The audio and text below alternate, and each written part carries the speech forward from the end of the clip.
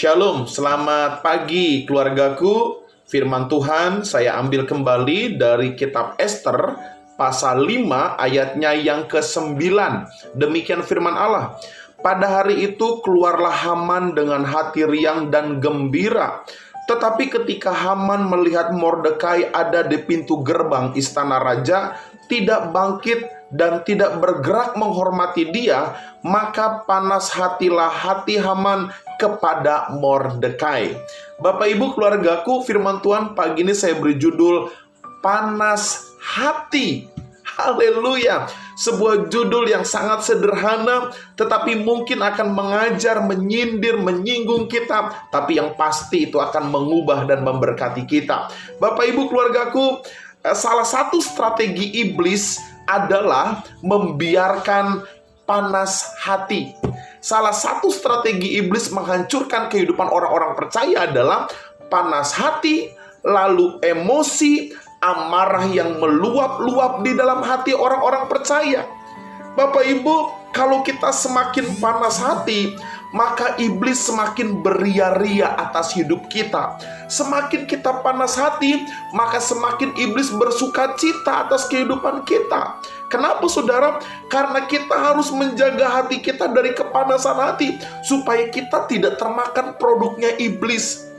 Jika hati kita panas saudara, maka pasti akan muncul berbagai kejahatan. Tidak hanya satu kejahatan, tapi ada kejahatan kedua, ketiga, dan seterusnya.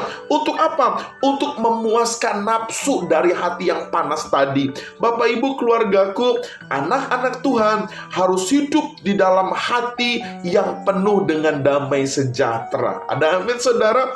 Ayat yang tadi kita baca, Haman hatinya menjadi panas hanya gara-gara Mordekai tidak menghormati dan sujud menyembah kepada Haman. Haman menjadi panas hati sehingga dia merancangkan yang jahat sampai pada akhirnya dia akan membunuh semua orang-orang Yahudi. Bapak Ibu keluargaku yang dikasih Tuhan Yesus Kristus, saya ulangi bahwa iblis senang memakai orang yang panas hati. Karena orang yang panas hati tanpa ia sadari, ia mudah dipermainkan oleh setan.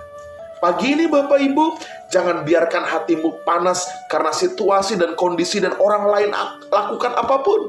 Tapi mari kita harus pastikan hati kita penuh dengan damai sejahtera. Pertanyaannya adalah, mengapa setan senang mencari orang-orang yang panas hati? Yang pertama saudara, karena orang yang panas hati itu cenderung menghancurkan. Di awal saya katakan orang yang panas hati akan melakukan kejahatan. Dan kejahatan pada umumnya identik dengan destruktif, menghancurkan. Dia tidak senang dengan seseorang, dia tidak suka dengan seseorang, dia panas hati dengan seseorang, sehingga dalam pikirannya adalah bagaimana menghancurkan orang itu. Hati-hati, setan suka orang-orang yang panas hati, karena orang yang panas hati cenderung menghancurkan. Yang kedua saudara, karena orang yang panas hati cenderung berpikir pendek. Tidak suka berpikir panjang, tidak mau mencari sebab penyebab, tidak mau menyelidiki terlebih dahulu, pikirannya terlalu pendek. Yang dia lihat, yang dia amati sekalipun sepintas, itu yang dia simpulkan. Lalu hatinya menjadi panas. Yang ketiga saudara, orang yang panas hati cenderung tidak mengingat kebaikan Tuhan.